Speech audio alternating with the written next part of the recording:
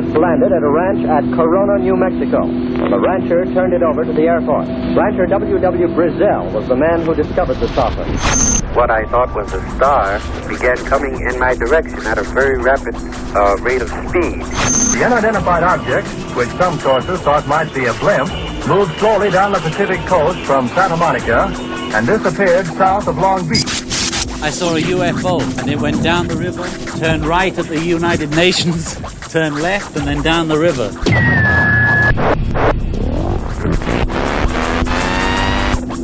UFO Classified. UFO Classified. No more plausible deniability.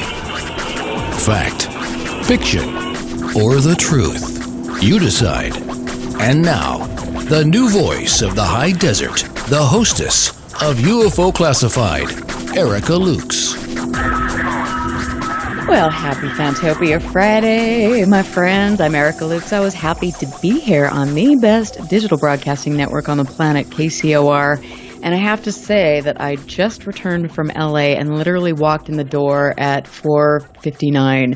So if you hear me panting, you'll know that I'm just trying to catch my breath and breathe deeply and maybe look at some of the Aetherius Society's meditation and deep breathing exercises. But I had a great time in LA, and as always, it's an adventure in my life. I met some of my friends down there, including my guest tonight. He took me around to some really, really cool spots and places that I had no idea even existed. We will ask him about that. But first, I want to say that James Clarkson was going to be on the show tonight, and he was actually on Greg Bishop's show, so you can find that on Radio Mysterioso. He is the former state director of the Washington State chapter of MUFON. He did the show. He actually resigned from MUFON and has had a heyday ever since. It's been pretty interesting, and that's always intense when you resign a position that you've been in for decades, and then you receive a lot of press. And he was very brave and outspoken about the reasons he decided to leave MUFON, which, in my opinion, are reasons that everybody involved in MUFON should leave MUFON. It is interesting. Michael Huntington, who posts a lot, actually had a statement that John Venturi made about James, and we both replied to that. So if you're friends with Michael, you can check that out. It was just another one of those reasons why MUFON should not honestly be in existence, in my opinion. But that, of course, is just my opinion, and many other people.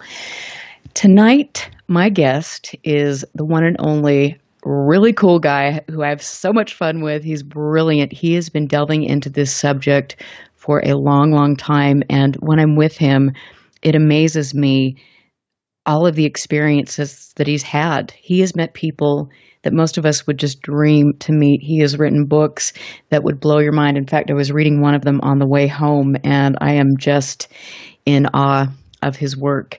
Greg Bishop co-founded a magazine called The Excluded Middle, which was a journal of UFOs back in 1991, conspiracy research, psychedelia, and new science. He also was speaking with me at the 2017 UFO Congress, which, in my opinion, I think between his talk and Erling Strand, they were the two best talks at the conference. Greg wrote a book, Project Beta, which I am reading. It's the story of Paul Bennewitz, national security, and the creation of the modern UFO myth, which documented a government campaign of disinfo perpetuated against an unsuspecting U.S. citizen. He has written many, many other books. In fact, a brand new one that has just come out where his essay is there with several other prominent people in the field, and it's a controversial book, but we'll talk a little bit more about that. Greg, you rock. Thanks for taking me to the Dodgers game. You're welcome. Yeah, well, I didn't know you weren't interested in baseball, but you were just thinking, well, it's an experience I can have. So, yeah. I mean, I thought it would be fun. You know what? I have to say it was a riot, and that game was incredible. The stadium was beautiful, and it was a really lovely evening. And what we did before we went to the game was equally incredible. Yeah, well, it's part of, as I told you when we were hanging out, when I got laid off, because in post-production you get laid off every 2 or 3 years. But one time when I got laid off, I thought I'd start a a weird LA tour business. But the thing is, the tour business is extremely competitive, especially in LA. You have to have a license and all kinds of weird things. So I never did it, but I still have the itinerary. So I took you to a couple things on that itinerary. One was the Hollywood Forever Cemetery, where a lot of famous people are buried, including, who did we see? The graves for Mickey Rooney. Mickey Rooney, Joey Ramone, which is a fancy one that I've taken Nick to because he's a huge Ramones fan. The Griffiths of Griffith Observatory in Griffith Park. Vampira from the old TV show. She played the vampire character in Plan 9 from Outer Space. she's buried there. And, well, tons of other people. Who was... Chris Cornell. Yes, that grave had just been... That was a fresh grave. With a guitar on top of it. I mean, that, like, honestly, that, like, I wasn't expecting to see his grave there and his guitar and hat. And me either. Like, I mean, that was kind of a profound moment for me because he impacted me. Growing up, I loved his music. He was such a brilliant mind, and it was such a tragic way that his life ended. Yeah, that really surprised me. And it's right next to Joey Ramone, too. So that's pretty cool. That's kind of nice. So there's two music giants there.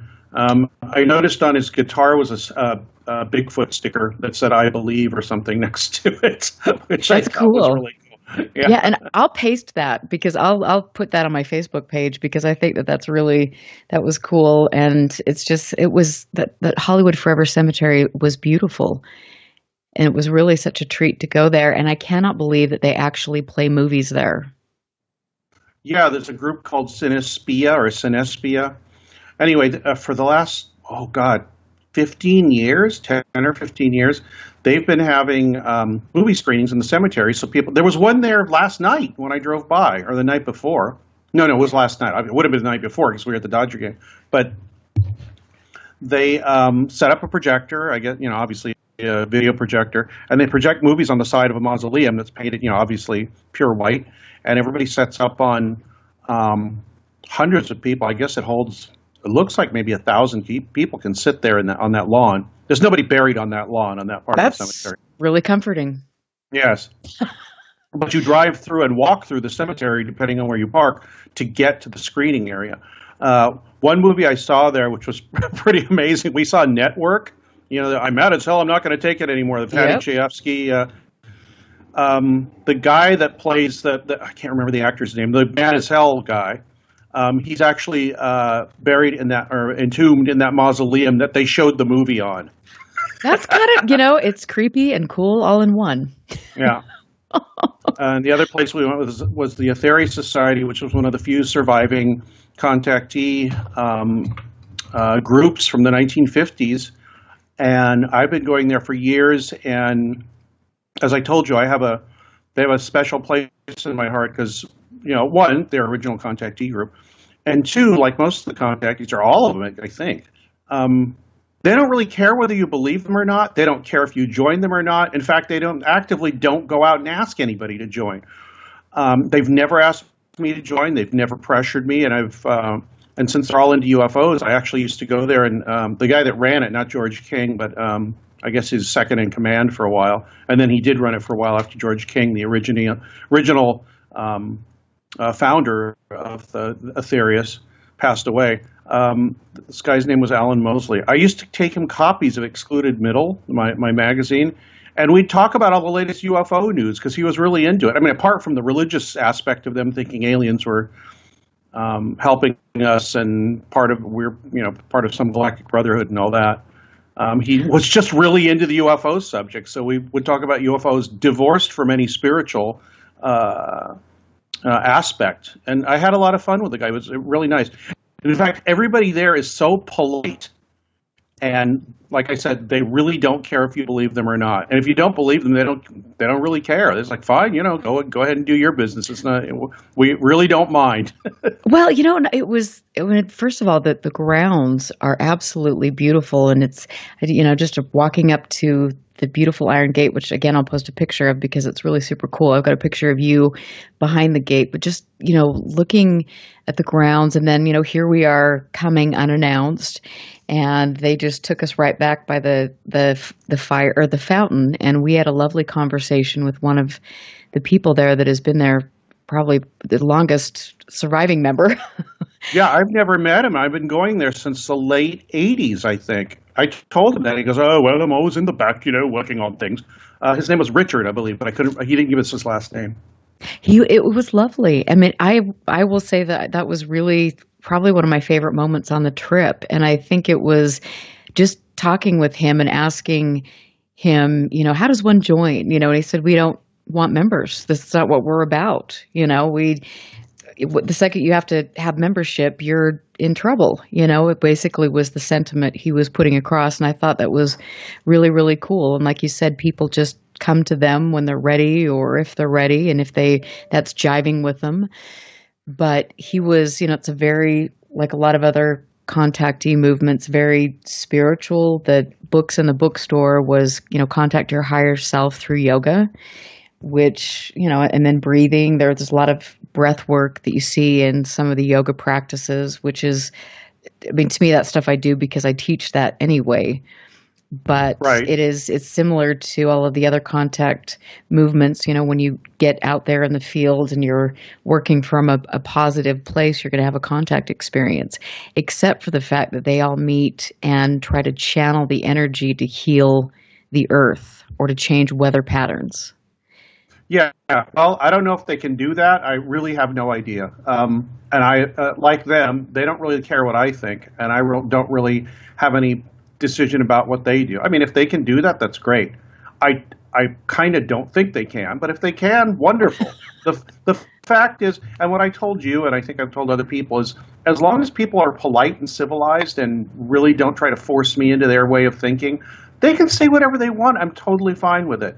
And I can appreciate it, and actually it gives me a good feeling. I mean, it makes me happy that they think that they're doing good things for people. Like I said, I don't know if they have any effect, but if they do, great, and if not, at least they appear to care about others. So, and that's rare. Absolutely. And I think that's really beautiful. That's the way it should be. I mean, they're not hurting anyone. They're positive, and I'm sure some of the diehard skeptics that like to hear themselves talk would rip a group like this apart, even though, of course, none of them had ever been there and spoken with anybody or, just all of that stuff. But I think it's really interesting. And last week I had Costa Macreas and his wife on the show, and they do, ET Let's Talk, and they're another contact movement. And they are the most lovely, kind human beings that I've ever met. And so to me, I would never feel right as a decent human being to attack people like that. That's just not the way I roll. Yeah, exactly. I mean, if a puppy comes up to you wagging its tail and panting and wants to be petted and you smack it, I mean, there's something wrong with you. So that's how I feel about a lot of the contactee movement. They're friendly, they're open-minded. They, like I said, really don't care what you think about there. If you say you guys are delusional, they'll say that's fine. We don't think so, but whatever. I think I don't know if they're delusional. I just don't have any. I don't know how much stock to put in what they're doing because I haven't done it, and I'm not really interested to do it. And for those two factors, why should I argue with them? They're nice people. Right. Absolutely. But it was a cool experience. And I think I bought out half the bookstore. So I now have, I've got some reading to do. Over the years, I've bought a lot of things from them. I've probably read about half the stuff. But it's mostly because they're so nice to me. It's like, look, I'm going to buy some of their stuff just to help them out and occasionally leave something in the tray out front, the donation tray. Just because, I like them and I think they're, if nothing else, they're creating some sort of positive, I don't know about energy, but positive goodwill amongst people, and that's what else can you do? You affect what you can affect. Absolutely. And there's so much negativity in the world that sometimes it's just nice to meet people that actually have something really kind to say. It was cool. And thank you for taking me there. It was really a one of the best experiences I've had in a long, long time. Everybody I take there has a great time. I told you I took all my friends there. That people come to. We go to various towns throughout. We've only done it twice, but a bunch of people that like my show and Tim Binnall's show. We gather once a year, and this last year was in LA, and I took a group of 14 people there. I just showed up at the gate, and they let us in. They didn't know we were coming, and they took us in and gave us tea and talked to us about the religion and whatever other questions people had. And then a bunch of my friends went in and probably bought like $500 of stuff from their store, which I'm sure made them happy. That's nice. So like I say in a lot of situations, if you approach people with pleasant words, a smile, and a kind word, or a kind attitude, most doors will open for you. In fact, probably almost all of them. Because why would you turn away somebody who's being nice? I had that actually recently, but it had nothing to do with the UFO thing. It was a business thing. Well, I mean, and that's the thing. I think sometimes we get so, stuck on Facebook or social media, whatever, and we can hide behind, the computer, and people feel like they can say whatever they want to. And if some of these bullies basically were to see these people and interact with them on a personal level, I would like to see that. I think they would have a hard time being as hateful as they are online. Well, recently, I can't remember where I said it online somewhere, but I said, if you can't act online as you would facing somebody in person, that's unfair, and it shows a lack of character. And it's like, why would you not, act the same way typing through a computer keyboard that you would face to face with somebody? If everybody followed that rule, I think I dare say that things would be quite a bit different. Not even just the cyber world, but in the rest of the world right now. They would, but I think a handful of these wouldn't get their kicks. That's what they live for. It's what makes them feel better. Well, hence my "Do Not Engage" T-shirts. I know, I love it, and tell people because your "Do Not Engage" T-shirt rocks. And in fact, I need to have one that's actually facing me when I'm wearing mine, so I can just remember that. And you tell me that a lot. It's like, don't engage. It's like, oh, but it's so hard when people are. Yeah, exactly. Well, I do engage with people when I know, where it's going somewhere. If it's just somebody that's continuously insulting me, or like I said to you, I think when you were here, the first person to start swearing or calling somebody a name or just lashing out like that, they've lost not really the argument, but they've shut down the conversation. Because that happens, like, fine, that's it. I mean, there's nothing more to say. You're calling me names now, so forget it. Good for you. I mean, that's awesome. And I love the approach that you take to research. I mean, you're very level-headed, and you and I have probably differing opinions on a lot of things, and I always turn to you for advice, and I appreciate that because it's good to have, it's good to have some grounding in there when you're in this field. Yeah, I don't know. My grounding is people have to they have to trust their own judgment. And also, really importantly, right after that, they have to trust that other people's judgment is good enough that they can make it, that they can say something and you can consider what they have to say, if I'm making any sense here. That if somebody comes to you and say, have you considered this? I know what your opinion is, but have you considered this aspect of it? You've got to be open-minded enough to look at it and see if they have a point. And sometimes that's really hard. It's especially hard if you start yelling at people or getting all excited and emotional. And, when I feel that knot coming up in my stomach when I'm talking to somebody, I immediately take measures to figure out why that's happening and if I've got some sort of problem emotionally with something.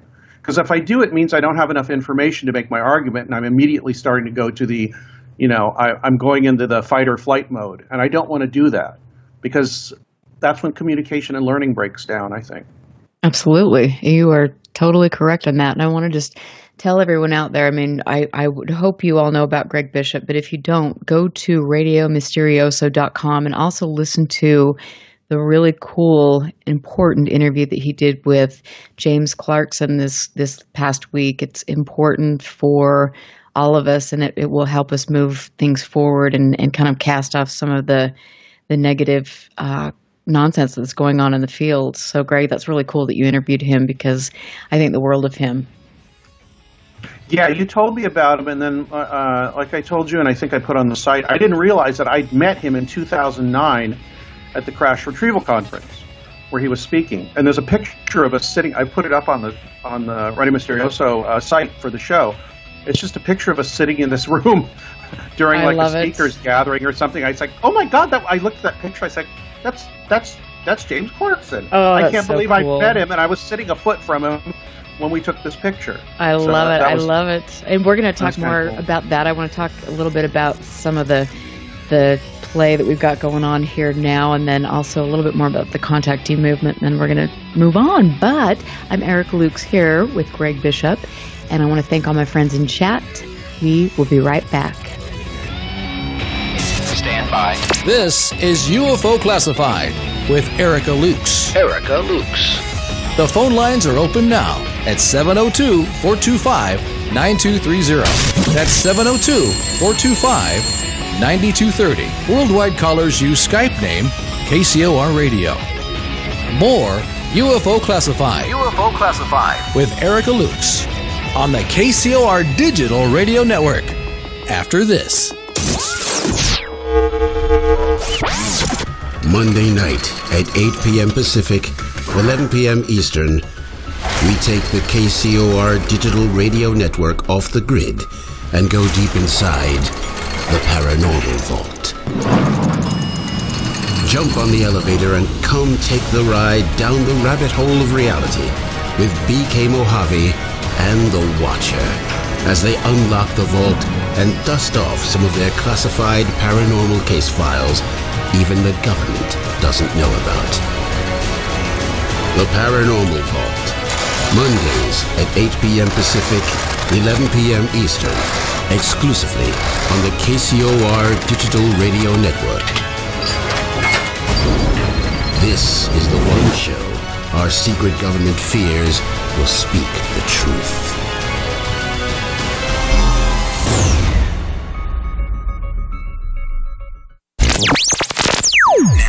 Broadcasting in digital HD radio.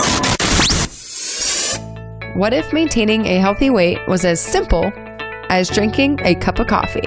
With Valentis Coffee, it's that easy. Harvested from the world's most pristine coffee farms and packed with the purest ingredients on earth, Valentis takes losing weight to a completely new level. At Valentis, we believe everyone deserves a chance to be healthy and fit. It's pure, natural, healthy, and delicious.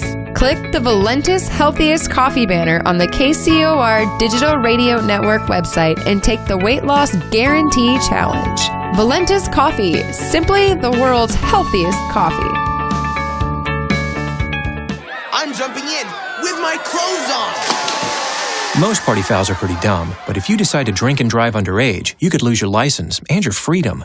Learn more at ultimatepartyfoul.org. Brought to you by the National Highway Traffic Safety. Here's what happened on the last episode of Three Guys, No Ties. But our dumbass did offer up the excuse of the week for what happened.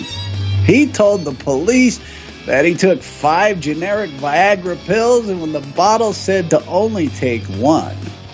Well, that can do it, I guess. Police are waiting for the blood test results before making a decision on what to charge him with. Are you suggesting that his shifter was able to press the gas pedal? What are you going to charge him? I think he's lying. What do you think? It must be because I took so much Viagra. It just went.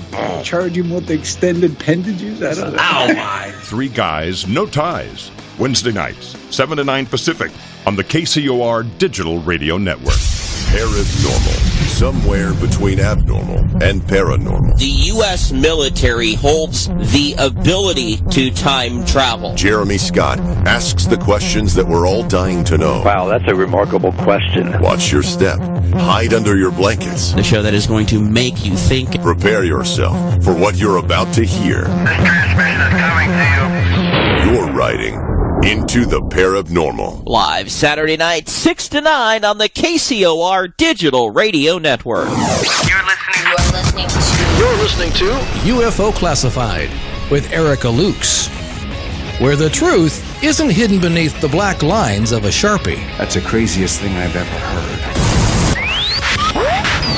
To be on with Erica, call 702-425-9230. That's 702-425-9230. Worldwide callers use Skype name KCOR Radio.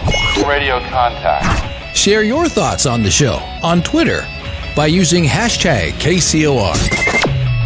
Or head over to the live chats at KCORradio.com. The audience goes nuts. And now, your host of UFO Classified. Are you ready? Erica Lukes. Erica Lukes. My guest this evening is Greg Bishop, and I have to tell you that I am a huge fan, and I'm so happy that he is a friend of mine. Greg Bishop lives in LA, and I was down there. I just got home this afternoon, and we had a great time going to the Dodgers game, seeing all sorts of sights, and we went to Hollywood Forever and then visited the Aetherius Society, which was a really pretty cool experience, I must say. Greg Bishop is an author, and he has a website called Radio Mysterioso and a show you need to listen to. It's radiomysterioso.com. He's written several books, and we're going to talk about some of those tonight. I'm just, like I said, a big fan. He's really grounded and poses a lot of interesting questions, and sometimes people who truly want to believe to a fault have issue with Greg. Don't they, Greg? I don't care. I really don't care. I mean, I used to care, but I kind of don't anymore because, one, you can't do anything about that. And two, the people that are interested, you can talk to them and, exchange information. And if they're open-minded enough, they will learn something. And I try to stay open-minded enough that I can learn something. Like I said, once I start feeling like I have to argue with somebody, I'm getting emotional, I have to stop, because that's when communication stops, when you get emotionally upset about things. I think that's good, though. I mean, I like it. And I think that more people need to really look into your work and the way you approach things. And we were talking about on the first segment, the Aetherius Society and contact movements. And I want to, ask you, you've never really had a sighting, right? Like a couple. One, and they were both far away. One was a light over Death Valley in the middle of the night, which scared the crap out of me when I was driving, because I was like, I'm going to get abducted. But it was just a light that looked like it was over actually it looked like, since Death Valley is near Nevada, it looked like it might have been over the Nevada test site, where the nuclear tests went on for many, many, many, many years. It just stayed in one spot. I looked at it through binoculars, and it looked like it was morphing into different shapes, but that could have just been the heat of the desert and the air and all that. But it was really bright, and it did not move. I mean, there were stars over the 2 or 3 hours it was hanging up there, and the stars moved because the Earth was moving, but the point of light did not change its position. The other one was this very strange shape I saw maybe a quarter mile away from me in Santa Barbara near the airport. And I called the airport about 2 days later, the airport control tower, and I asked them if anybody had seen anything over there. It was right over the end of the runway. If you'd taken off in an airplane, you'd have seen it. And they said nobody reported anything. So I don't know what I saw. There's a picture of it in my book. I drew it. I made a drawing of it in It Defies Language, the latest book from last year. But yeah, that's the closest I've gotten. And I think beforehand I told you there's a huge gulf between you see something unequivocally weird, and what it does to your perception and how it changes your life, as opposed to I've never seen anything unequivocally weird. And there's a huge gulf, I think, that exists between people who have experienced something strange and people who have not. And I think at some point it would be good if there was some way to engineer a weird experience so that more people could see that these things really happen, that people are not lying, and they don't think they're being deluded, although we can go into that. And there really is something going on that is not, it's not explainable in a normal way at this point. It might be in the future, but right now it's not. And I think that's so interesting. I'm always amazed at the people that get involved in this who haven't had experiences. And, like Jim Clarkson. Yeah, but he's one of the rational ones. I mean, he's smart enough, and he was a former police detective. I mean, he understands that there is something very, very real going on, and he's not going to kind of poo-poo things that are really credible cases where, sometimes you've got people that are in this and they've never seen anything and they're just in it. I really don't know why, because they're certainly not making any positive progressive changes. They're just trying to, I don't know. It's a mystery. No, well, I think people have seen, there are people in it who have seen things and people have not. And it all comes down to your personality, I think, and the way you deal with it. I've never really seen any unequivocal. Jim apparently hasn't seen anything that's really not explainable. And I said, well, then why are you in this? And he said, you really want to know? It's because I want to meet an alien. And I said, well, I got a couple people that might be able to help you with that, possibly. Could you give me names? Oh, yeah, Jeff Ritzmann. He was on my show. Oh, cool. Yeah, no. Yeah, I have him on your show. He said it's a fascinating interview. Oh, he has? Okay. He has, but I need to get him back on. In fact, I should get the two of you together, because when we were at dinner before the game, you were talking a little bit about Jeff Ritzmann. And Jeff is just the salt of the earth. And he has done incredible work. Most people don't even know who he is, but he does really serious research. And he has no ego in this, which is very, very rare. He does not care who listens to him, whether he's on a TV show or anything. He's completely focused on what he's doing, and that's really rare, and I think that's the way things should go. I absolutely agree. And he was kind of telling you that, there is a way that perhaps you could kind of invite this in. Yeah, and I've told this to various people, including a Christian group that I spoke before, and they said, "Oh, no, don't do that. That's inviting demons." It's like, well, I'm a model agnosticist, so I don't take any one model seriously. I wrote this in my in the essay in Reframing the Debate. I said maybe someday I'll have some sort of unequivocal experience and I'll turn into a total 100% believer and all that. But I don't think so. I mean, I hope I can keep some sense of perspective and say, look, this is what it looked like. I don't know if that's what it is, which is why I enjoyed what Jeff said, because he was on my show and he said, well, there is a way to have experience something for yourself, and not in the Stephen Greer way, because we talked about that. And I said, there's way too much ego, money, and everything wrapped up in that, which really screws up the signal, I think. Right. I'm for the total democratization of it. So what Jeff said, and the Christian group said, don't do that. You're inviting things in your life you probably shouldn't, like using a Ouija board. I said, look, that's probably right in some way, but I'll say two things. One is a quote from Jacques Vallée. He was being interviewed by Jerome Clark, I believe, in the 90s. And he said, I think ufologists should get involved with trying to, incite something with the phenomenon and see what happens. And he said, don't you think that's dangerous? And Vallée said, sure it is, but you're not going to know. You're not going to find out about volcanoes by studying from 10 miles away. You got to go up next to them once in a while. I love that. And the other thing was, now I can't remember what I was going to say about it. Oh, sorry. They said, so that was my first point. My second point was, not everybody should probably be doing this. You don't send somebody who is a basket weaver and you don't stick them in a rocket and send them to the moon.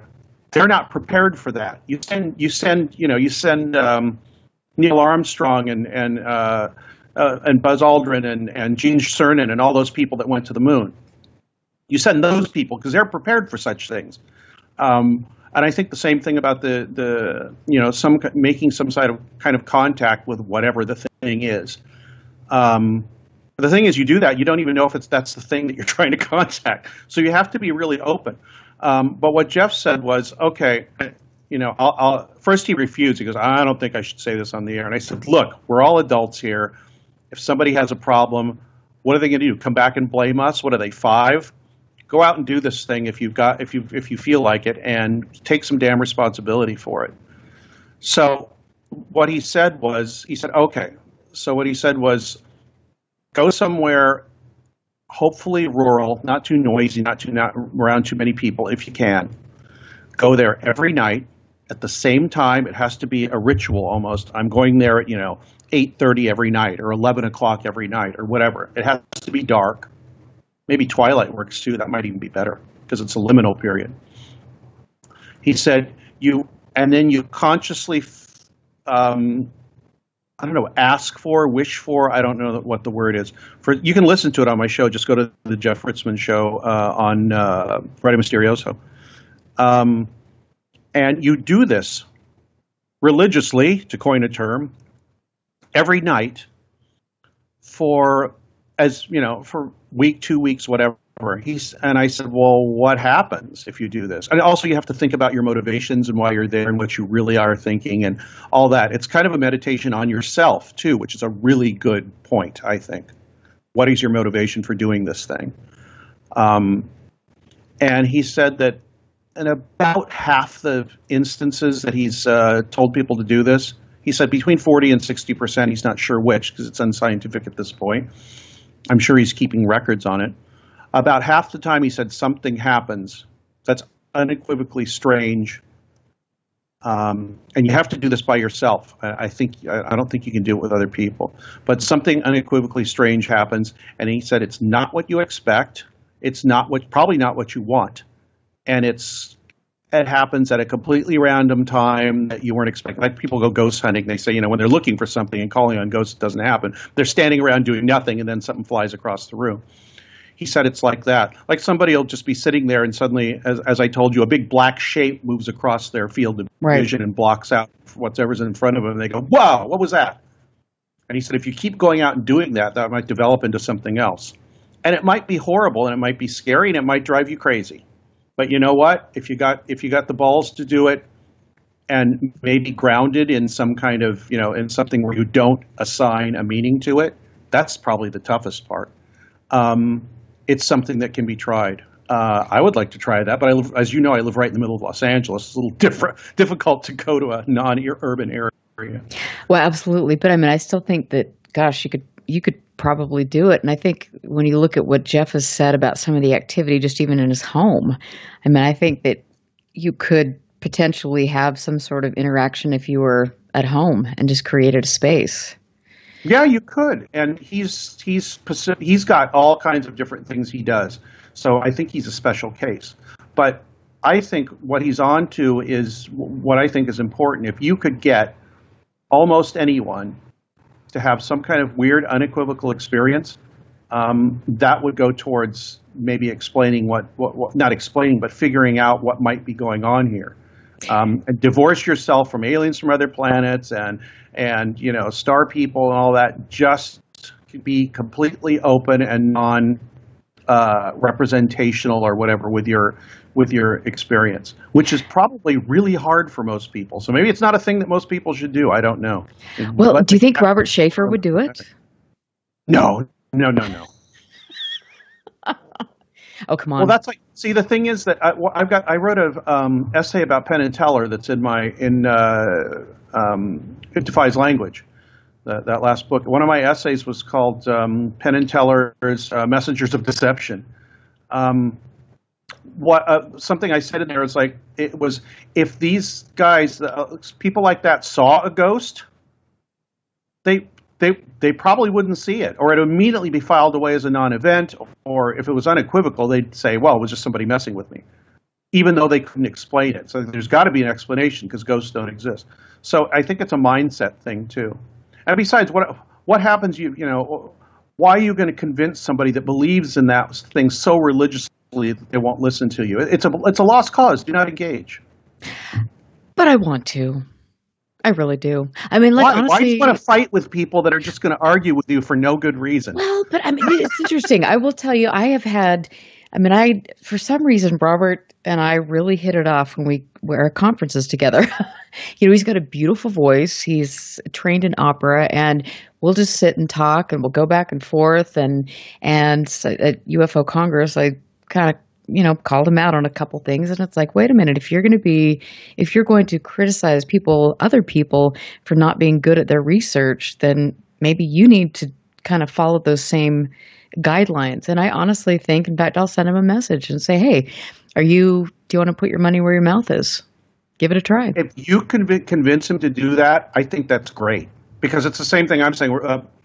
Half my friends are, why do you talk to skeptical people? And the other half, the skeptical friends, is like, why do you believe all this UFO crap?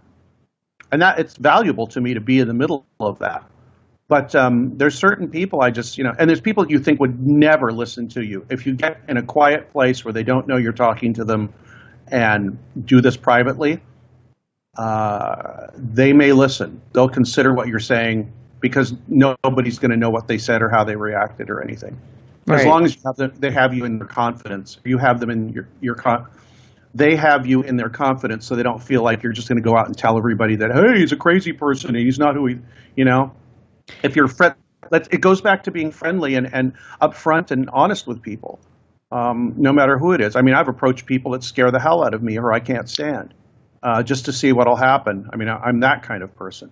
But it all comes down to, as I've said to a few people, private, polite, and open conversation, and be willing to listen to the other person too. Even Absolutely. If you think they're full of crap or stupid or whatever, listen to them for a while and see if they have a point instead of interrupting.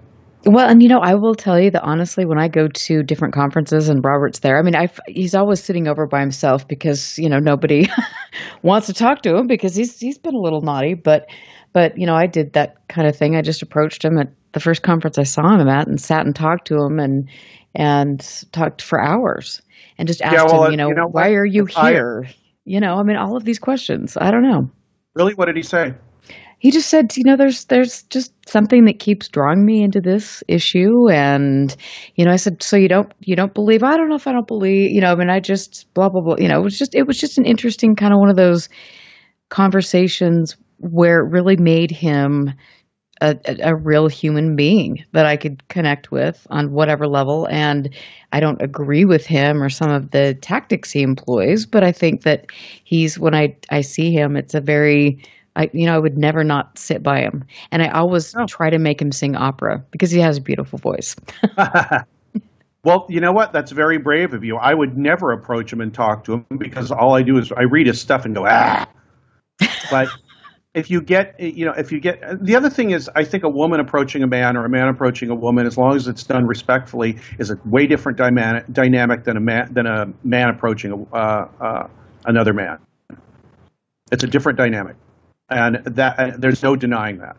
Absolutely, absolutely. I think that definitely being a woman sometimes helps with that because we interact with people differently, and perhaps men aren't as abrasive with women or standoffish, and that's absolutely the case. They'll listen maybe, whereas he wouldn't listen to me or Nick or somebody like that, but he might very well listen to you. And if you can just get that little wedge in and get him to think a little bit about what he's doing, maybe his opinion will change. Maybe your opinion will change for that matter. Well, and that's the thing. I mean, honestly, like I have found myself talking to people who are incredibly skeptical. And who was it? You referred me to somebody, and I called him, and he was absolutely lovely. I mean, just really skeptical. Oh gosh, we're gonna have to think about Miles? that. But no, it wasn't Miles. It was someone else who's been in this for a long, long time, and he writes a lot of articles. And I think it was with regard to MUFON and different things. He's a little bit older, but we'll think about it. But I talked to him, and I told him what I was doing and things, and he's like, "Oh, that's really cool. Keep up the good work. It sounds like you're being logical and doing the right things." And so that was really cool to hear from somebody who's of that kind of skeptical mindset. But sometimes I wonder if people that are like that aren't necessarily doing that because of organizations like MUFON. I don't think so. I think a lot of it has to do with, their background, their upbringing, big thing is an ego problem. Like, I have to be right, or if somebody has to be right all the time, I have a really hard time talking to them, because if that's their motivation, then nothing's being accomplished. The only thing they're fighting towards is them winning the argument. Right, and that's on either side. Yeah, and somebody just they took me to task for not for interviewing Clarkson about a couple of things he said, and I said, 5 years ago he was saying one thing, and he's saying a different thing. What does that tell you? And I said, it tells me he may have changed his mind. People change their minds. Seriously? Who said that, or do you want to mention it? No, I don't want to mention it. It was a private conversation. Okay. And I don't. And the thing is, I value these private conversations because that's where information and things can be put back and forth. Exchanged freely without thinking that somebody's going to see you. Or I value it just as much. There's things I say to people privately I would never say publicly. I'm just like anybody else. Most people are like that. And it's not nasty stuff. It's just kind of like, your ego is not whatever your reputation or your whatever you think of yourself or what people think of you is not hanging out in the breeze when you're doing this privately. And absolutely, that's where minds can be changed, and people can say, maybe you have a point. And I've done that, and people I've talked to have done that when I've talked to them. So that's really valuable to me. Well, you know what? That's awesome. I mean, I think that's really incredible. And I have had some incredible candid conversations with people, and I really love that. I think that we all should have candid conversations with people instead of maybe attacking each other or having these conversations in front of a million people. Yeah, well, those kind of ones where an emotion or a very strong opinion's involved. I'm kind of thinking the way I see it when I'm talking with people that I don't quite agree with, it's almost like Aikido or something, where they come at you and you use their movement and you get out of the way and you let them go by you. And then eventually they get tired and they start talking normally. So just attack. And I'm like, whatever. I still think it's valuable to talk to you when you calm down. Right. And I say calming things, and eventually, if they want to talk, somebody will calm down, and we'll have a conversation, either on the phone or Skype or online or whatever. And I think that's the way. As you say, a lot of people that say they're skeptical, the first thing they want to do is attack somebody and call them stupid or what's wrong with you. It's like, well, no wonder they're not listening to you. I wouldn't listen to you either. If you just walk out the door and say, "Why are you so stupid?" There's no motivation for me to listen to you anymore. Oh, God. I have somebody who's a Facebook friend of mine, and he's always posting stuff. And a lot of my friends will message me privately and say, God, just unfriend him. Because it's just always, everybody's full of crap and hoaxer and all this stuff. And it's like, perhaps I should, but I don't. I don't know. It's always interesting to watch people and the way they behave, Yeah, but there's kind of a kill 'em with kindness thing, and if it's worth it to you to talk to somebody and to communicate with them, you think there's something there, get over that initial hump of like, what are you talking about? More than once it's happened to me where you just said about Schaefer. I would not think he would even talk to you.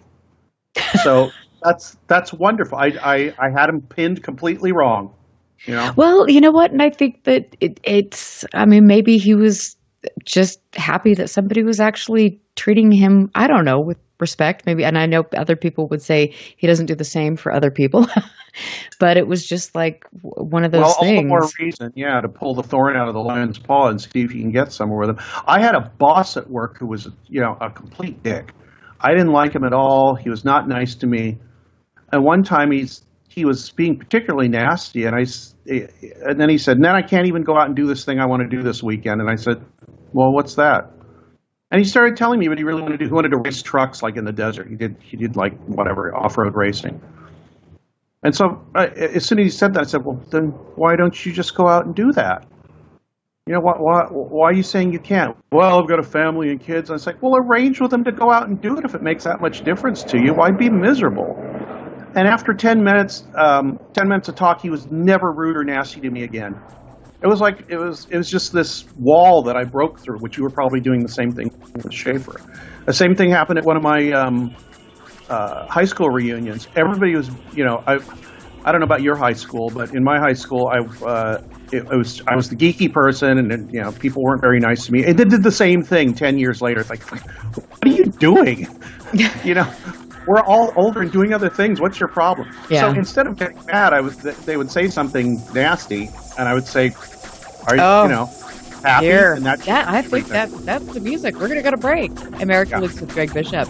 Stick around. The best is yet to come. I think we're gonna get Chris O'Brien in here with Greg and myself. Catch you on the other side of the break. Listen very carefully. This is Houston. Say again, please. Houston, we've had a problem. This is UFO Classified, live every Friday night, 4 p.m. Pacific, 7 p.m. Eastern, exclusively on the KCOR Digital Radio Network. The truth is out there, just waiting to be discovered. And now, if you will, accompany me on a journey to the future. For more information on the host of UFO Classified, Erica Lukes, upcoming guests, as well as links to the past shows, visit her website at UFOclassified.com. UFO Classified. UFO Classified. UFO Classified. This is KCOR Las Vegas, home of the Digital Radio Network, broadcasting from a shack just south of Area 51. Wait, that doesn't exist. This is the KCOR Digital Radio Network. Now for the news. Now, broadcasting in digital HD radio. The disc landed at a ranch at Corona, New Mexico. The rancher turned it over to the Air Force. Rancher W.W. Brazell was the man who discovered the saucer.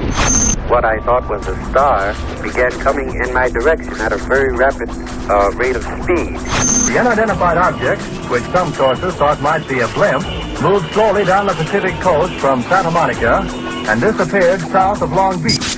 I saw a UFO, and it went down the river, turned right at the United Nations, turned left, and then down the river.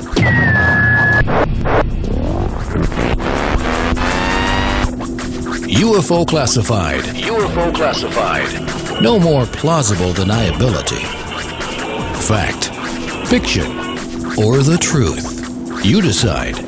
And now, the new voice of the high desert, the hostess of UFO Classified, Erica Lukes.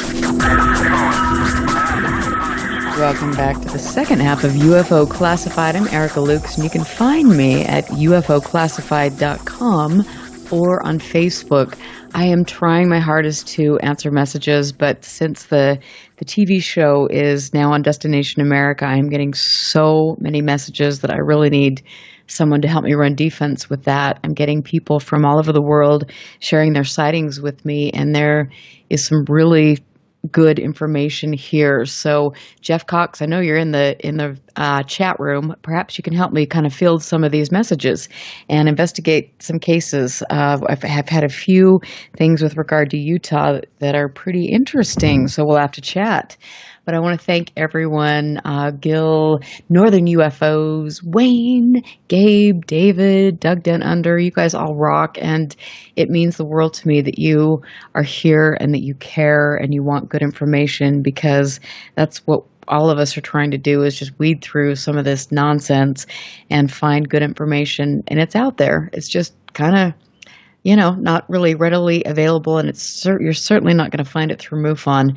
But my guest now, we've got Greg Bishop, and we have Christopher O'Brien, who's been on my show. Both of these gentlemen have been on my show before, but Chris O'Brien has investigated over 1,000 paranormal events in the San Luis Valley. He has a huge database, which he is wonderful about sharing, and I admire him for that. I have a lot of fun when I'm with him. He's written books that are on my bookshelf that are my favorite, along with Greg's books to read, and you need to really get those. Stalking the Tricksters, my favorite, The Mysterious Valley, Enter the Valley, all of these cool things, and Stalking the Herd, which is a really important book on cattle mutilations. But Chris has had a very busy week. We were talking about that on the break. So Chris, tell us, what have you been doing? Oh boy, it's been quite a process. I've been moving. Took me 3 weeks to move into my new place. I had to move the guy out that was here, pack all his stuff up for him and help him. He had medical issues and couldn't do it. So not only did I move myself, I moved the guy out who... Oh, that's fun. Yeah, it's real fun. Threw my back out, of course, probably is to be expected.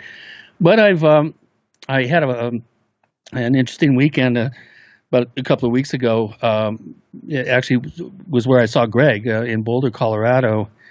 We were visiting Gaiam TV, the Jay Widener and Regina Meredith shows. And one of the things that they asked me to do was to comment on the Nazca mummies that are making the rounds right now. And, that's daring. I went in there, of course, expecting to,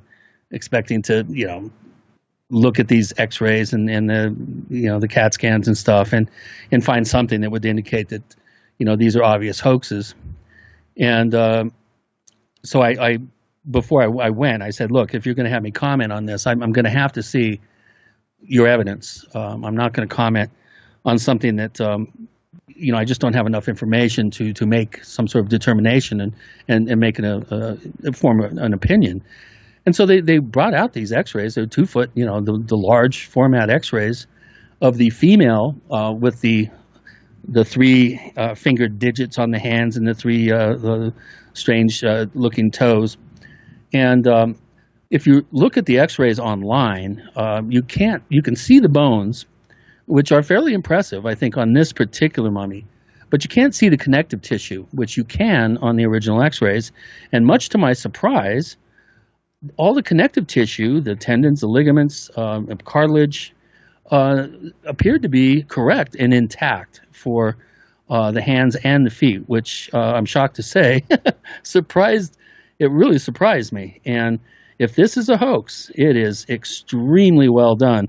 This is not, the Fiji mermaid or the wolf boy or one of these sideshow bodies that were made popular in the 20s and 30s. I think a guy in Southern Arizona used to make these things for sideshows, and they're fairly easy to, and anybody take one look at it and see that it was fake.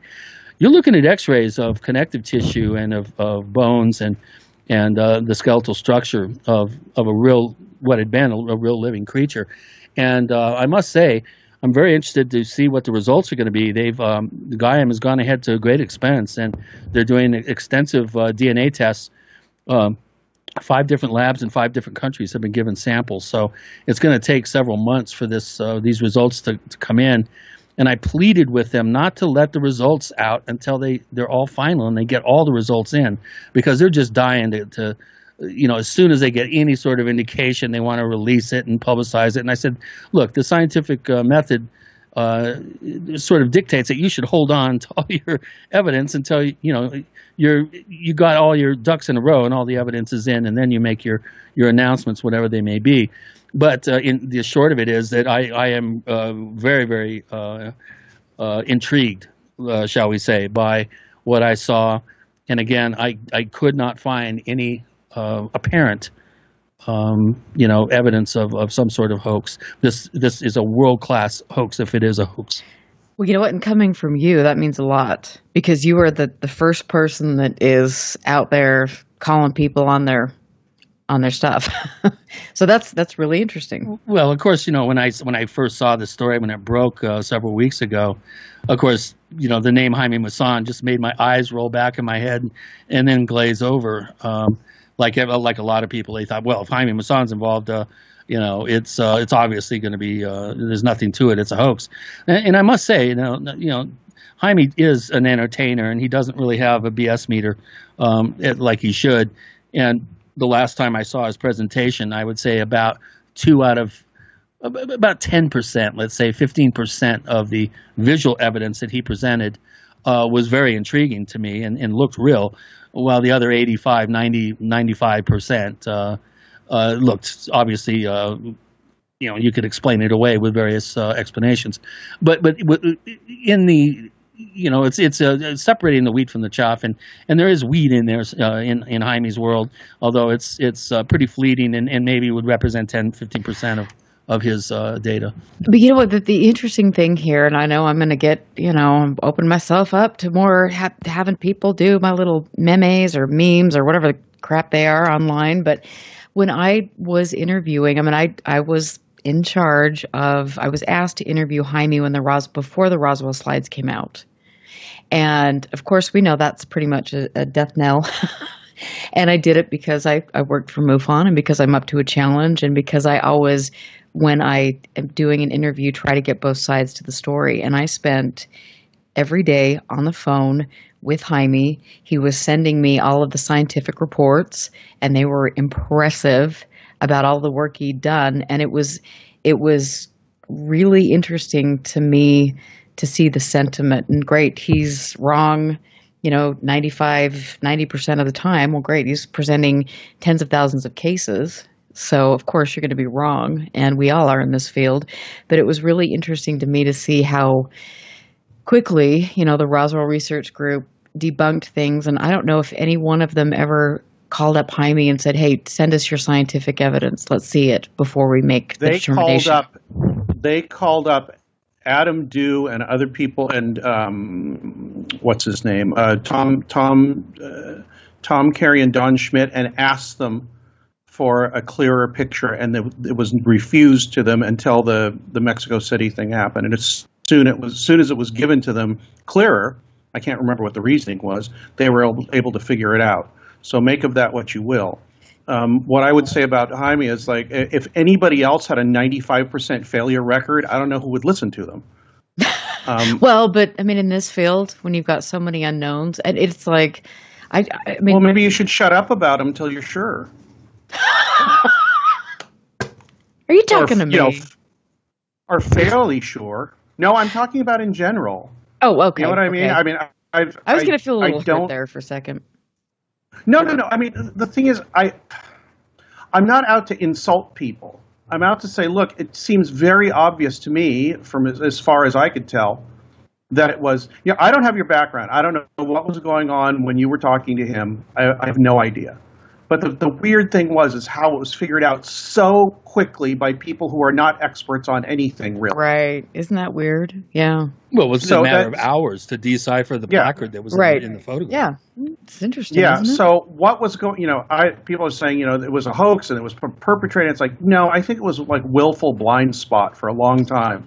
Yeah. And I think for me, like having been probably one of the only people involved in this here who was looking at the research that he did, and it was really freaking impressive. It was really interesting for me to watch the whole thing unfold.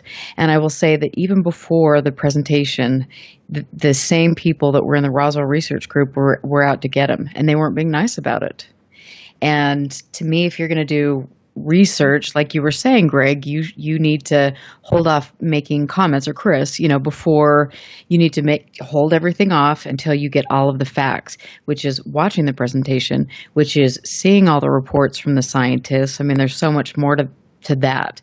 So that was kind of one of those things where you think, okay. Yeah, well, maybe they were keeping that obvious. Yeah, they're keeping that obvious piece of information from you and from themselves as well, for some reason. Well, that's my idea. Yeah, not intentionally, just kind of like, well, that's not really important. We know that it's something anomalous, and that's what we're heading towards. It's like, but it's like, I could be accused of this too. You intellectualize something so much that you don't really look at what's right in front of you. It's not like that hasn't happened in history. Right. But it was just like a whole thing. It was really fascinating to watch the way it unfolded and to watch the real hate and nastiness that came about that. And I remember talking to Tom Carey and how, he was a wreck. He's just like, I can't believe that people would behave this way. Yeah, and I don't agree with the nastiness at all. No, it was just ridiculous. But it's one of those things. And so, Chris, when you're talking about the new things the new information that you've been privy to, that's interesting, because there was so much kind of hate right off the bat about, oh, this is a hoax, this is blah blah blah blah blah. But then we get so wrapped up in that we're not really stepping back and saying, okay, wait a minute, maybe there is something here?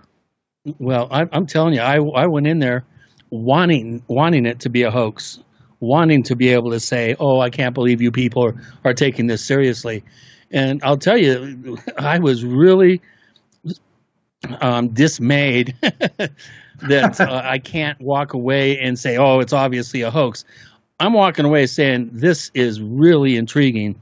I could find no evidence. Again, I'll say this again. I could find no evidence that would lead to the conclusion of an amateur like myself to conclude that this thing was manufactured somehow and put together.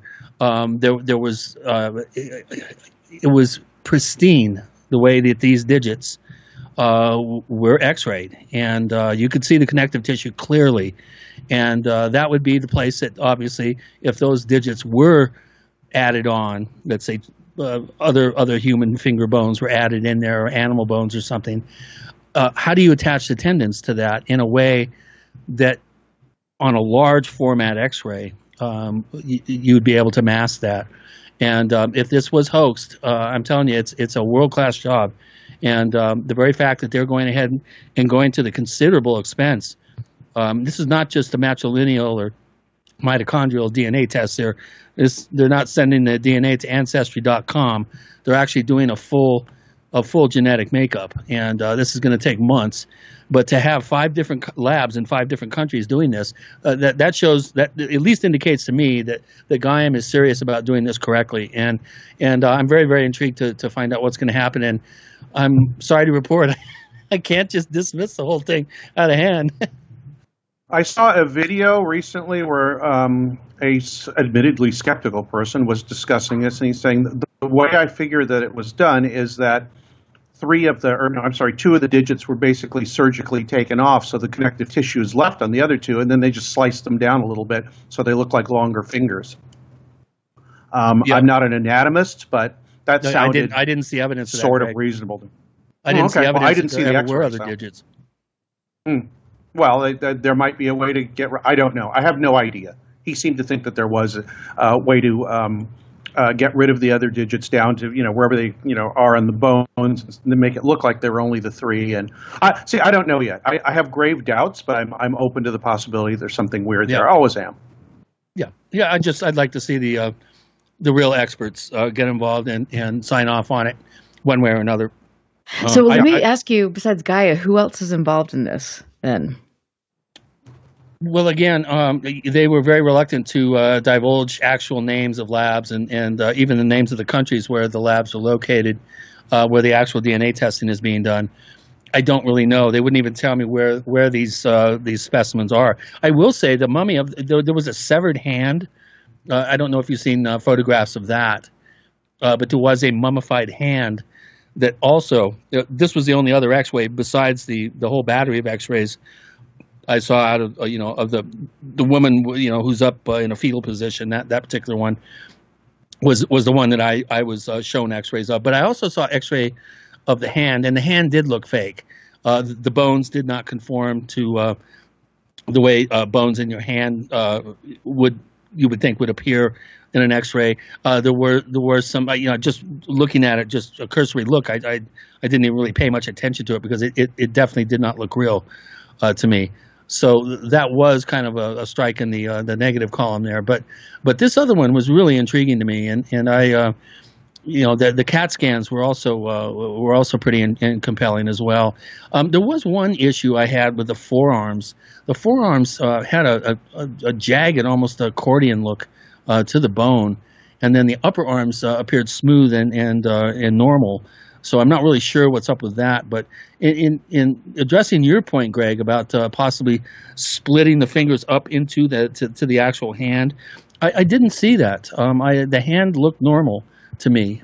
It didn't look like they had attempted to make part of the hand into the base of the fingers to make the fingers look longer. And there were extra digits. The metatarsals there were extra digits on there.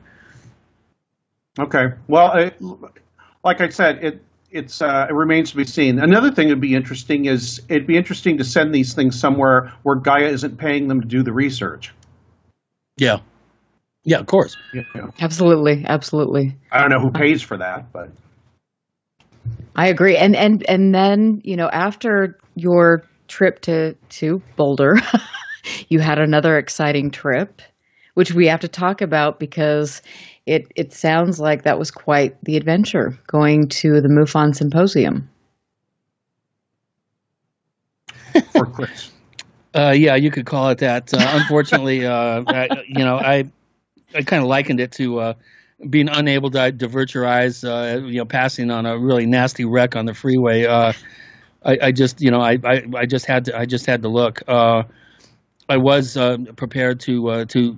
I brought my video gear and I was going to film some interviews and stuff, but unfortunately, my back really was suffering from the car ride, and I really didn't have much of a chance to really hang out much. But looking at John Venture walking around like they own the place, glad handing everybody, taking pictures with everybody, like there was no controversy, and seeing people yucking it up with Andrew Basaggio like he's a legitimate, real chrononaut that was hired as a 6-year-old to go back to the Gettysburg Address, or Corey Goode, who claimed he was hired at 5 to go to Mars. He spent 20 years and time regressed him back to 5 years old. I mean, come on. Is this scientific ufology or is this really bad sci-fi? It was almost like walking around in some sort of weird dream. It just didn't seem real. And then talking with, state, directors of MUFON saying, well, as soon as this conference is over, there's a good chance the whole state, chapter is going to be going their separate ways with MUFON. And then, of course, James Clarkson coming out with his letter of resignation. It just, I think the consensus was amongst a number of people that I talked to that we're probably seeing the death rattle of MUFON. There's just too many things are stacking up in the negative column for the organization that's outmoded, and the model is just, in terms of butts in the seats at conferences. That I think that model is really going to be dying on the vine here quickly. We're going to have to see more online. I think streaming conferences. The kids are not going to be paying $1,000 to go stay in a hotel. Have to buy dinners out every night and all that sort of thing, and fly there and fly back. I think that model is really going to be going by the wayside quickly, and I think it's sad that MUFON has now become a part of the entertainment community as opposed to serious, hard-nosed scientific investigative organization that it once prided itself on being. Yeah, I'm not sure when that really was, though. Yeah, I mean, good question. When it changed over, you mean? No, yeah, exactly. I mean, I will say that, I know that Robert Powell resigned, who was incredible, and I have a huge amount of respect for him.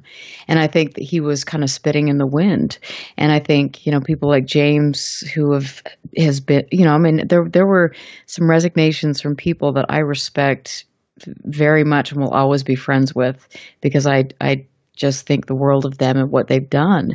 And to watch all of them kind of go through that process of like, oh, this is an organization I've been with my whole adult life, and now this is what it's come to, and to watch that whole process that they had to go through. I mean, it's a really painful thing because you care so much. You're volunteering your time.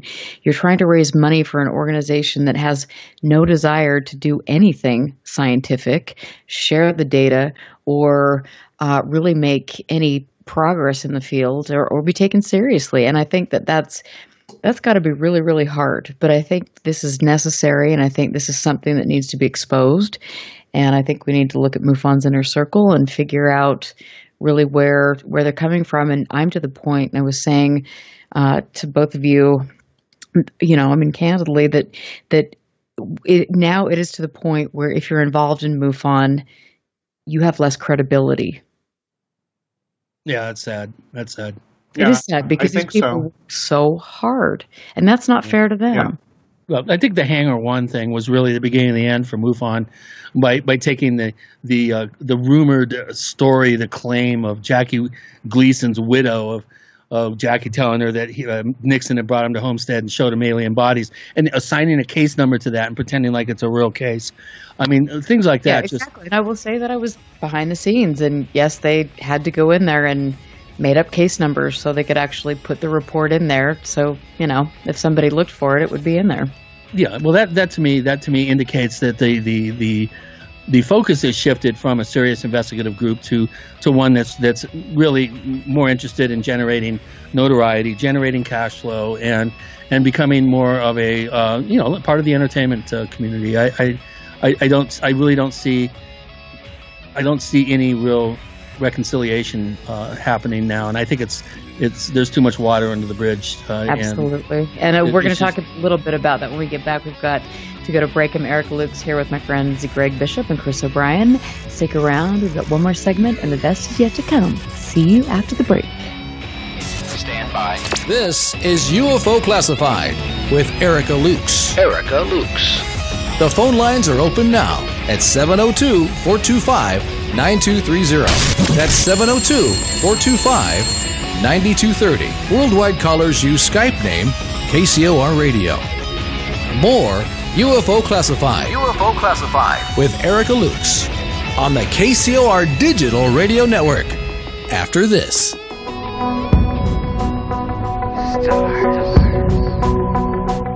Woven throughout the universe are keys to a hidden message, awaiting a voice that can decipher their coded meaning, a cosmic connection to the cosmos.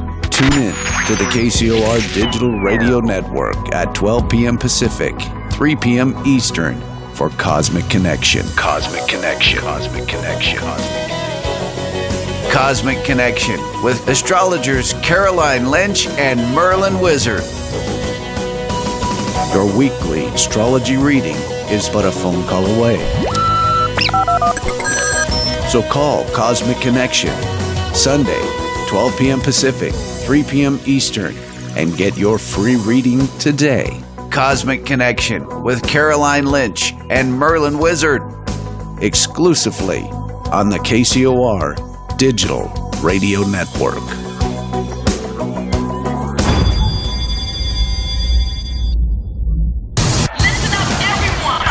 This is the world-famous KCOR. That's the only station I listen to. Each week, join Patrick Phillips as he takes you inside Hollywood. In-depth celebrity interviews, the very latest entertainment news, and more. Patrick Phillips hosts Pop Culture Tonight. Join me Thursdays at 1 p.m. right here on the KCOR Digital Radio Network.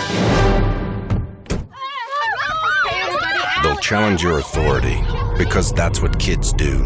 But this car is your territory, and in here, your word is law. So when you say you won't move until everyone's buckled up, you won't budge an inch until you hear that click. Never give up until they buckle up. A message from the National Highway Traffic Safety Administration and the Ad Council. For more information, visit safercar.gov.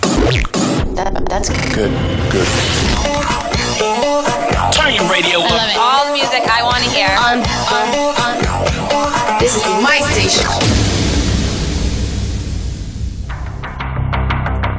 Friday night, 9 p.m. Pacific. Jump onto the Celestial Highway and travel at the speed of light. Into hyperspace. Hyperspace. Hosted by Solaris Blue Raven. She navigates you through the cosmic tides of mysticism into the world of covert technology, UFOs, mystical sciences, and the world of unforeseen forces. You get to really sort of enjoy a bizarre ride. Listen live, Friday night, 9 p.m. Pacific. For Hyperspace. The one show that blows the whistle off our government black ops projects. Hyperspace. Hosted by Solaris Blue Raven. Solaris Blue Raven. Exclusively on the KCOR Digital Radio Network. Want to take a ride?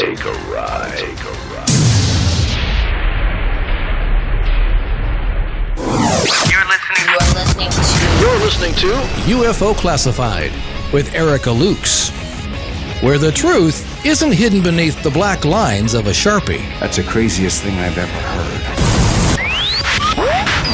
To To be on with Erica, call 702-425-9230. That's 702-425-9230. Worldwide callers use Skype name KCOR Radio. Radio contact. Share your thoughts on the show on Twitter by using hashtag KCOR. Or head over to the live chats at KCORradio.com. The audience goes nuts. And now, your host of UFO Classified. Are you ready? Erica Lukes. Erica Lukes.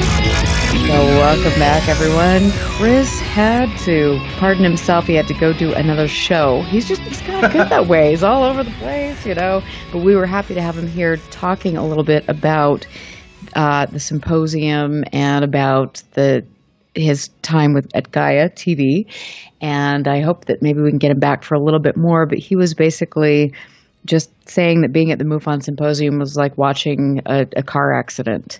And I think that is watching MUFON and their serious publicity missteps and things. It is like watching a car accident, but I think it's something that people are shining a light on. I think this needs to be exposed. And I think that for all of us, we need to be able to work and find out a good place, a good organization, or just good researchers that we can work with that are not, you know, in line with this kind of stuff. I mean, it really is unfortunate that so many good people have put decades of work into an organization that is clearly all about making money and not about sharing data. What was that noise? You know what? I think somebody's knocking at my door. Is that what that is? I thought it was. Do they not know I'm doing? I thought it was some '80s song you were playing. I know. Yeah, exactly. I want money. Yeah, that's it. It's the flying lizards right there. They're at your door. Oh my God, that's awesome. You know, I have to just say because okay, well they're a little bit. I know, seriously, they do not know I'm doing radio. I have to say that when we were driving around Hollywood Forever and we were listening to Tattoo, that was such a surreal moment. Oh my gosh, that was crazy. You said you were. We saw a tomb that said Tattoo on it, T-A-T-U, and you said, "Oh, I remember that guy from Fantasy Island." And I said, "I have a recording of him singing." Part of the tag on my show is paranormal conversation and weird music. So I do collect that stuff. I love it. I mean, that is so cool. And you seriously had some weird music, I must say. And it was like, whoa, we're, walking through, we're going through the cemetery. We're listening to Hervé Villachez and we're listening to, it was just crazy. So, Greg, you got to keep talking because I've got to go answer the door. I don't know somebody's busting the move here to tell us a little story. So, what they're trying to do is tell you that there's like a dog on fire or something. You got to get out there and take care of it. Who knows? Let's see. There's no UFO Hervé Villachez connection, I don't think. No, not really. Oh, well, what we were talking about is this gulf between believing and because you've seen something and not believing because you haven't seen something.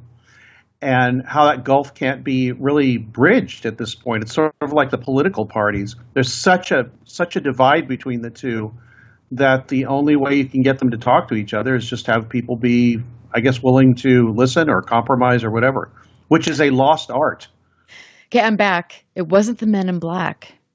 No, well, I was just BSing about belief and non-belief and how it's like the political parties now and people are so far apart and they won't talk to each other and there's no compromise. And I think it's all part of the same, assholization of America. You need to make a new shirt. That's going to be on it, and I'm going to buy 5 of them. The shirt I came up with today was, what was it? Beyond Idiocracy. And let's start it. After the Scaramucci thing, it's turned into Beyond Idiocracy to me. But you talk about belief systems, and that's the interesting thing with all of this. To me, when I look at the data, when I look at places like Hessdalen, when I look at the work done by Barry Greenwood, you read Clear Intent, you look at other researchers like Paul Dean who are really amassing important documents from the governments all over the world. To me, this isn't a belief system. This is a fact. And I don't know, I know that we go down that road of wanting to turn this into something spiritual, which honestly, I mean, I don't know. I mean, I think that sometimes when people have close contact or they have these life-changing experiences, there's something very profound and very spiritual that takes place. So, I mean, what do you think? How do we read through this? How do we keep this? I don't know. I mean, it's all so messy. Well, it's messy because it goes back to, if you have not had the experience yourself and been in that weird space, there is no way for you to understand that somebody that has. It's a completely empathetic experience, and it's completely democratic, as I think Whitley Strieber said a long time ago, and it's very individualistic, as Jim Clarkson said on my show recently, the one I just posted. There isn't a model to be able to bridge that gap between I've seen something that's profoundly strange and I haven't seen those things, and there's really no way you can, bring me around to that. It's just, the people that haven't are taking a huge leap of faith by believing the people who have. And I believe the people who have, for the most part, something very strange has been going on for a long time, and I don't think people are making things up. I don't think they're delusional. I think our perception and our memory and all of our biology and all that and our evolution are against us in trying to figure out what this is in an accurate way. And the other thing is, I think a lot of what's going on has to do probably 95% with us. Meaning, not that we're making it up, but all of our filters make it what it is, not what it actually is. And there is something outside of human consciousness that's interacting with us. I'm almost sure of that. I'm not 100% sure. But I don't know how that, by making an assumption of what it is and how it manifests, we've already got the answer. We have to figure out a way to back engineer how we deal with things and how we deal with the external world outside of our brains and what that relationship is. I think that's what the big question in UFO and paranormal research is now. To me, it is anyway. Absolutely. You know what? And I would dare say, I think we should all ask everyone we know, skeptics, believers, whatever. I mean, to really try what Jeff Ritzmann has talked about from a completely non-judgmental point of view. I believe. Yeah, I mean, it's like if you want to dismiss some of the things that people have, I believe there's absolutely a conscious connection with whatever this intelligence is, or many different types of intelligence. And I think that,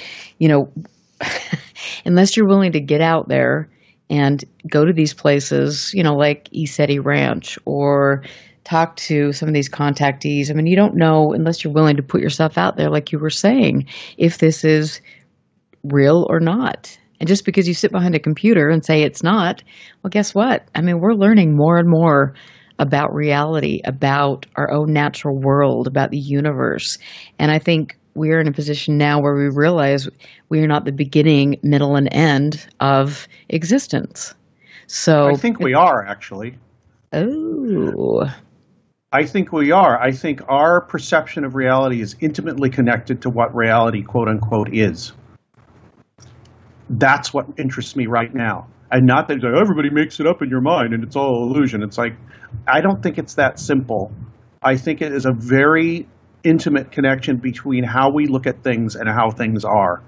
And that is a dynamic that goes on constantly, no matter in science and everything. And I'm still trying to figure that one out. I'm trying to figure out what information theory is, which is the idea that all things derive from information, not from particles, not from mathematical formulas that explain those particles, but that those mathematical formulas and those physical interactions are all determined by how we think about them based on the information at the very base level of existence. That's a tough one. I'm still trying to get my mind around that, but I think that's really important for UFO study. Well, absolutely. But I think, my point was kind of the fact that we think that where we are now in what we know is the end all and be all. And, what we are saying that things should behave like, out in the universe. I mean, we're idiots. You know, we know a fraction of what we are going to know in 5, 10, 15 years about reality, about our planet. I mean, we're making new discoveries about Earth every day. And I think that we need to get to that point where we understand that we don't know everything, and we have to open our minds and look at really trippy possibilities. And we have to push the boundaries. I think that personally, I think that humans have, oh God, that's nice and loud. Let me shut that off. Here, let me go have somebody knock on the door again. Okay. Well, what I think we have a really good picture of reality as it is right now. It predicts with very good accuracy, 99% or whatever, 95%, way over, way close to 100% of what we see and experience and what we can expect to experience. It's good at that. But there's that few last percent where I think UFOs and ghosts and Bigfoot even and cryptids and things like that live, that will open up as soon as we get to that next little step. We'll get some understanding of it. And the understanding is not going to come from a paranormal researcher or ufologist. The understanding, I think, is going to come from outside of UFO study, which is why I'm really interested in stuff that pertains to perception, memory, reality, and all that. Somebody told me recently, and we were talking about information theory, and he said, in a physical universe, a lot of this weird stuff we talk about here is very improbable or maybe impossible. In an informational universe, it's almost a guarantee that all kinds of weird stuff's going to happen. So that is very interesting to me. No, it is. I mean, the whole thing is so interesting, but I think that the thing I respect about you is you're grounded, but you're also willing to push the boundaries. And that's important because we haven't, in 50 years, what progression have we truly made, especially in America?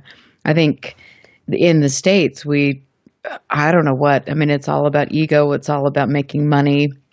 We haven't really, except for, you look at project identification, you look at some of the work that David Akers, Greg Long did, or James Bunnell, some of these really great people who have done their own research that aren't involved in ufology, and they've made significant contributions. But when you look at the other, circus, as we all call it, it's pathetic.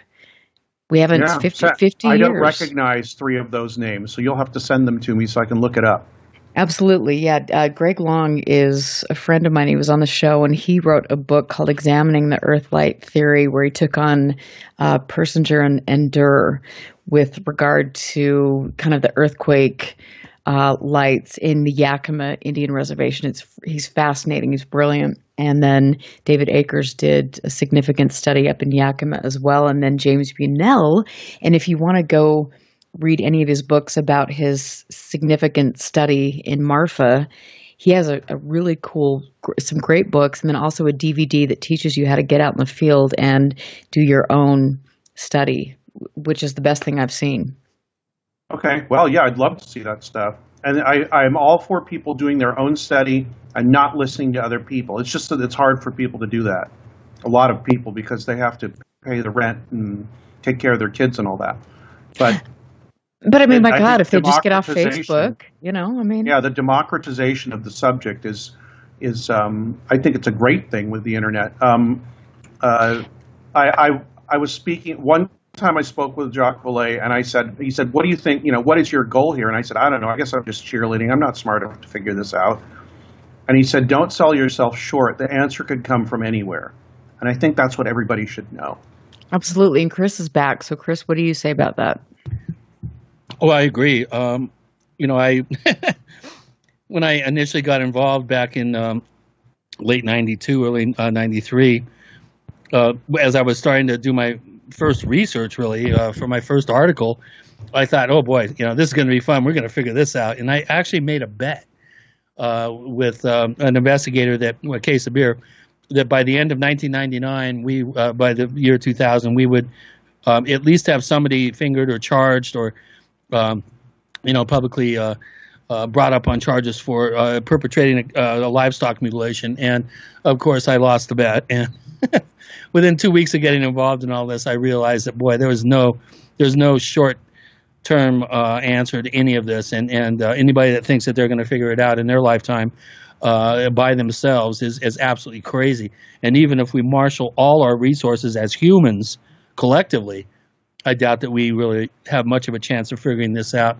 But like Greg said, and like Valet said, I totally agree. The answer could come from anywhere, and obviously ET, if you want to call the presence that, which I shudder to do, but whatever is out there, it is holding the cards, and it'll decide when disclosure happens, and it'll decide when it's appropriate for us to know what is going on. And I think you bring up a really good point. I mean, kind of in my opinion, jumping to the extraterrestrial hypothesis is we don't know what we're dealing with. We honestly don't. And I think that's, in my opinion, the more I learn and the more I research, the more I think that might be putting the cart before the horse. Yeah, it's excellent. I've thought that for quite a while, and not because I'm ahead of anybody else or anything like that. It's just kind of like there's so many great possibilities that open up. We don't lock yourself into one explanation. You're free to explore many explanations and not ground yourself in one or the other. I think it's a bad idea with something as strange and as mercurial as UFOs to ground yourself in one theory, because as soon as you say it's this, there's about 100 people ready to tell you how many times that your theory doesn't work. And they will have a point. Absolutely. Well, how about we just get good equipment like Chris is trying to do, like I'm trying to do, and get out there in areas that are known hot spots and collect data, and then get together and share that data and try to be progressive. I mean, wow, there's a novel concept.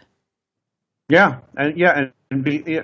My idea is that everybody does their own research. They do it thoroughly. They do it in a methodical way, and not necessarily always using the tools of science, but using the tool of human logic and what's the word? Just being able to discern the real from the not real, or what's valuable and what's not. Do that. Document it very carefully. Get all your ducks in a row. See what you've got, and then pass it on to other people and see what they say or if they can reproduce it. That will be, I think that's the new invisible college. Well, and exactly. I mean, Chris, what do you think? What can you tell our listeners to do? Well, I don't think that there's any substitute for teamwork and coordinated teamwork. I think that's I've been saying this for decades now. Nobody is big enough and smart enough and well-financed enough to figure this out on their own. And the only way we're going to be able to do this is make a concerted team effort. Somehow compromise the government to come clean with what they do know. I don't think that they have any answers. They don't know. They really don't have anything to disclose other than the fact that they've gathered a heck of a lot more data than the community has. And I think it's important for all that data to be analyzed by real creative, out-of-the-box thinkers. I think any sort of solution or answer or real definitive explanations are going to be quite surprising, I think, to most people, and are not going to conform to our pop culture expectations of what's going on. And anybody that thinks they can do it on their own, they're tilting it at windmills. Well, and I think too, I mean, all of us are in this for our own personal reasons, because I mean, I think all of us have had experiences, and we're searching for personal answers as much as we are trying to create some cohesion and make a difference in the world. But I mean, I really believe that because technology has come down in price so much that you see people all over the world. They're filming things. And so if we can reach out to people in areas where they're seeing repeated anomalous phenomena, then we need to kind of create protocols, and we need to work together and figure out how we're going to share this data. And it doesn't need to be an organization that you join and just put data in a database that will never be seen again. We can all work together and exchange ideas, but this is really kind of a pivotal and an important time. Yeah, it is. It's a time of revolution, and I don't think even people realize that yet. Well, actually, they might realize it right now with what's been going on in the last few weeks, starting with the John Ventry thing that kind of broke it all open here. What, a couple of months ago now? Seems like it was a year ago. God, it really wasn't even a month ago. I know, it's like what trauma does to you. Yeah, I guess was barely so. a month but ago, it's a Greg. good thing.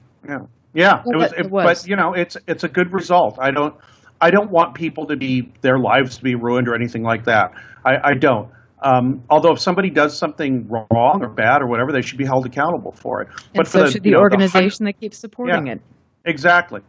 But for the thousands of people that are in there with good faith and want, and trying to do good work, those people should have, they should be encouraged to go off and do their own things.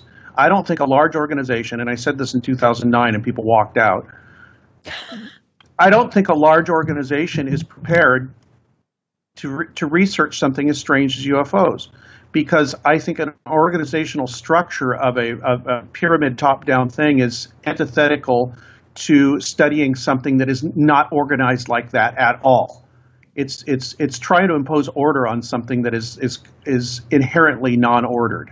If that makes any sense. Yeah, it's just, we're trying to nail Jello to the wall, or corral, there you go. Corral mercury, and the larger the group, the harder it is, and the more cumbersome it is for that attempted process to actually be enacted. And I think it's important for people out there not to be disheartened by all this negative press that the subject is getting because of the people quotient. These things are real. I've seen them. I've been up close and personal. I've seen craft do non-ballistic maneuvers that are impossible to explain. There is something real to this phenomenon. That much we know, or we should know, and I think that's enough to keep a lot of people moving forward. And if we work together, I think that we have a much better chance to do it. But I think in a more streamlined sort of, as Greg is talking, a more streamlined sort of lighter on the feet kind of approach. Absolutely. Yeah. And I think what's happening right now, especially with MUFON, I think it's the best thing that could happen, because we need to completely blow this thing up and then move forward and actually make some good progress. And I think that's where we're headed.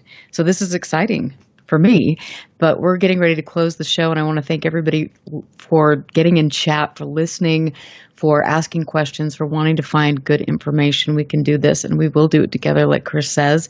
You can look for Chris O'Brien, who's written some of the most amazing books.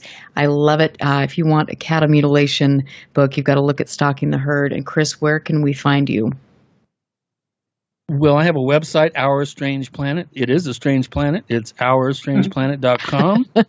And, of course, I do occasionally appear on the Paracast as a co-host. Been a little kind of few and far between lately. So go to theparacast.com. And Greg, how about you? I mean, you Radio Mysterioso, you got to listen to James Clark's interview, but I will post, both of your books so people can get them, because I think they're all really important. We didn't even talk about Paul Benowitz tonight. Dang it. But there's so much. At some point. No, we will. The first one was Wake Up Down There. It was a collection of the Excluded Middle magazine. The second was Project Beta. The third was Weird California, which might be interesting to people that live in California. That nonfiction book, just basically a travel guide to weird things in California. And we gotta wrap it up. Dang it! But I will post all of the shows, and I want to say thank you to everybody listening tonight. I'm Erica Lukes. I will tell you can find me on UFOclassified.com. Find me on Facebook, and tomorrow night on Destination America, you can watch UFOs, The Lost Evidence. I've got some other really cool research projects in the works. Come find me next Friday, because I've got another great show. I'll be announcing that this week. Stay safe. Stick around for a great night of ladies on KCOR. I'll catch you next week. Listen very carefully. This is Houston. Say again, please. Houston, we've had a problem. This is UFO Classified, live every Friday night, 4 p.m. Pacific, 7 p.m. Eastern, exclusively on the KCOR Digital Radio Network. The truth is out there, just waiting to be discovered. And now, if you will, accompany me on a journey to the future. For more information on the host of UFO Classified, Erica Lukes, upcoming guests, as well as links to the past shows, visit her website at UFOclassified.com. UFO Classified. UFO Classified. This is KCOR Las Vegas, home of the Digital Radio Network.